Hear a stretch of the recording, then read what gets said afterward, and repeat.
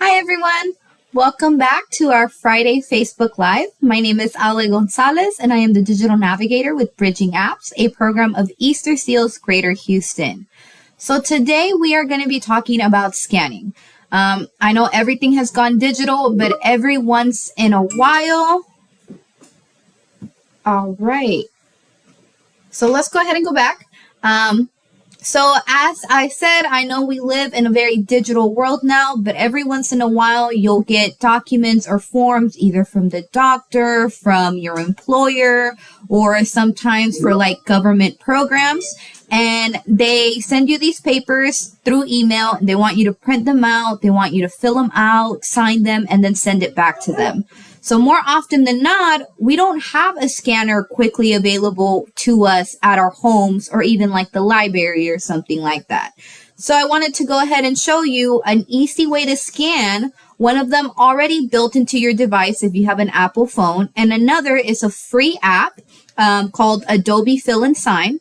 And that one you can download. It's completely free, and that allows you to scan documents and then fill them out and email them back to whoever it is that you need to email them to. All right, I'm going to go ahead and share my screen so we can go ahead and start with that. So for Apple, the built-in app is called Notes, and if you see at the bottom, you'll see a white icon with a yellow strip at the top. And when you go ahead and open it, here we go. When you go ahead and open it, you can open up a note. So I have this one right here, my financial literacy note that has some information about finances. And now let's say I wanted to scan in maybe a ticket I got or a pay stub or something like that that I have to then email out to somebody. To go ahead and scan, I'm going to click on the camera icon in the upper right corner, and then it's going to bring up 4 different options for me. The first one's going to be scan text, second, take photo or video, the third, scan documents, and the fourth, choose photo or video. You're going to go ahead and click on the third one, which is scan documents. And now you might be asking, why can't I just take a photo and email it to the person that's requesting this document of me? Now, photos are great, but more often than not, it does mess with the quality of the image itself. And when you go ahead and email it to somebody else, it can change the image quality of it so that when the other person receives it, it's not the great picture you took. It's going to be blurry, or they might not be able to open it because Apple does their pictures as a PNG file sometimes rather than a JPEG file. So there's just a lot of things that can go wrong with taking a photo. Scanning a document is always going to make the document come out more clearly, more legible, and it's more easily shared with those that need those important documents. So once you go ahead and tap on that third option, you're going to see that my camera is on, and that is my dog's food bowl. And so now you have your document here. If you see right there, it's creating a yellow outline of the document, and I'm not having to click that shutter button or anything like that. It automatically scans the document for me, and it continues scanning until I go ahead and click that save button in the lower right corner. Once I go ahead and click on that button, I now have my scan at the bottom of the note. So if I wanted to open it, and so I took 5 different scans of my business card. Let's say this one didn't come out that great. My name just isn't that clear. I can go ahead and delete just that one part of the scan and still have the other 4 available to me. So if for some reason when you're scanning, you might move, your hand shake or something like that, you can always scan it multiple times and then just switch through it to see what it is which one's the best one, and then just delete the others. Once you're ready to share that through email, you're going to click on that share button, which is the square with the upward facing arrow in the upper right corner. And you can email it through the mail app. You can text it, you can airdrop it. And then the really cool thing is that if you click on markup and let's say this is something that I needed to sign, you can actually sign it right here on your iPad or iPhone by clicking on, well, there's two ways really. The first way, you could just click on the pen and then do your signature, or you can go ahead and click on that plus icon in the lower right corner, and then you'll see that third option that says signature. So once you open it, you come up with two different signatures. One, I like to put my initials just because in any document that you're going to be filling out, for the most part, they're going to be asking for your initials. So I just go ahead and did it one time. And so when I tap on it, it automatically puts it on my document, and I just have to go ahead and move it around to the best spot where it needs to be. I can make it smaller, I can make it bigger, whatever I need it to be. But then there's also that signature down there, and my signatures do look different. They differ by the day. And again, I can make it larger, I can make it smaller, and I can move it around. Once I'm done editing or signing this document, I just go ahead and hit that done button in the upper left corner. Along with signing, you can also add text. So if this is something that you needed to fill out with your name, your address, any other information. And if you're anything like me, my handwriting is chicken scratch. So anytime I can type, it's just much better for everyone involved. So I like to do that text option so that I can go ahead and fill in that document with clearly legible text rather than my chicken scratch handwriting. So once that's done, I go ahead and hit done, and you'll see that it saved everything that I did on the document. I can still share it the exact same way.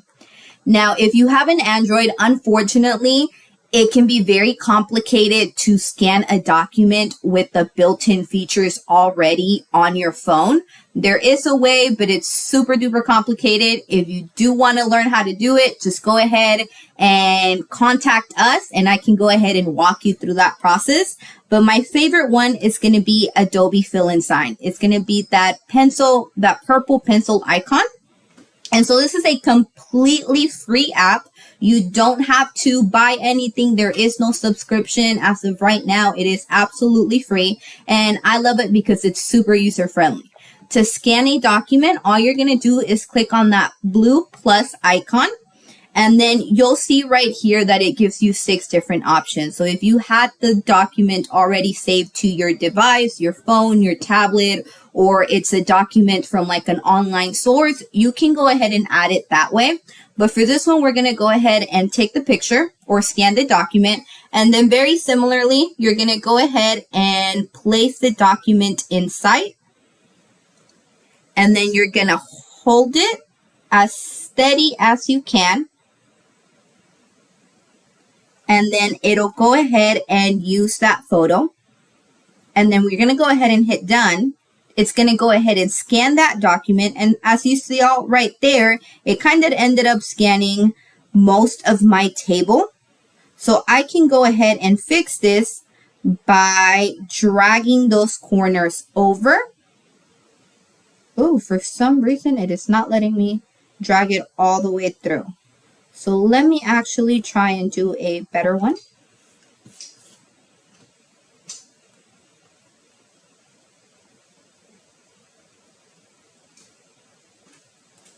All right. And so again, I can crop it.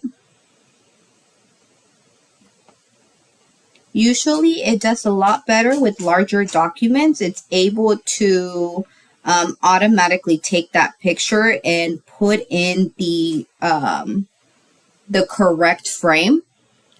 So let's just go with this for right now, but I promise it does work a lot better. It's just acting a little iffy for me today for some reason. So now that I have this scan document here, very similarly with the Notes Apple, you can go ahead and click at the bottom, and if you see that fancy pen at the bottom of the screen, that's your signature. So let me go to this document right here.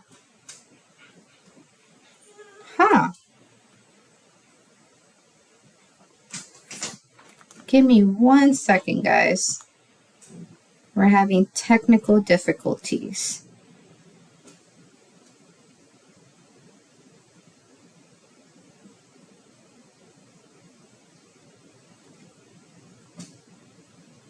All right, let me go ahead and flip back to me. So what this does is that pen icon at the bottom, while I go ahead and try and troubleshoot it, it's going to give you two options to go ahead and create your signature and then to create your initials. So once you input it there, unless you change your signature later on in the future, you'll always have it available there, so that you just have to tap on it and then move it and drag it around the screen to wherever it is that you do need to insert that signature on your document. On the other side of it, you would have seen a little person icon. And in this person icon, you can fill in all of the pre-filled information that they have set up, such as your first name, last name, email address, etc.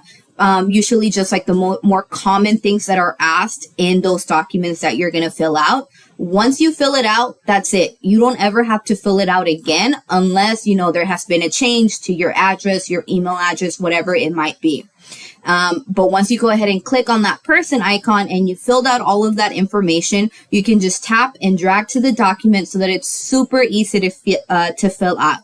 You can also create your own field so that, for example, for me, I can add, like my school ID or something like that. That's not going to be something that's already built into the app, because for the most part, no one's asking for school ID, but I can add another text field and then fill it out under that person icon. And so it'll save that information for me, so that if I were filling out school documents or anything like that, I can quickly just open up that person, tap on my school ID, and then drag it. So it is really very personalizable, and you can customize it to any which way that you need it to be. Now, another tip for scanning, it can be a little bit hard to hold that camera steady, especially if you're shaking or like your hands are moving too much. So the best way to do it is to go ahead and put your elbows down on the table, so on something steady, and then hold the device over like this so that you have that stability from the table so that your hands won't shake as much. What also might help is standing up and having the document at a lower setting so that you're not having to go all the way up in order to get the whole document in frame. As long as you're standing up and that document is below you, for the most part, wherever it is that you put your hands, you're going to have the whole document in frame. If you guys have any questions about the tips we shared today, or if you tried it out and you loved it and you just want to let us know, feel free to comment down below or just send us an email, text, or call. Thank you so much, guys. Have a great day.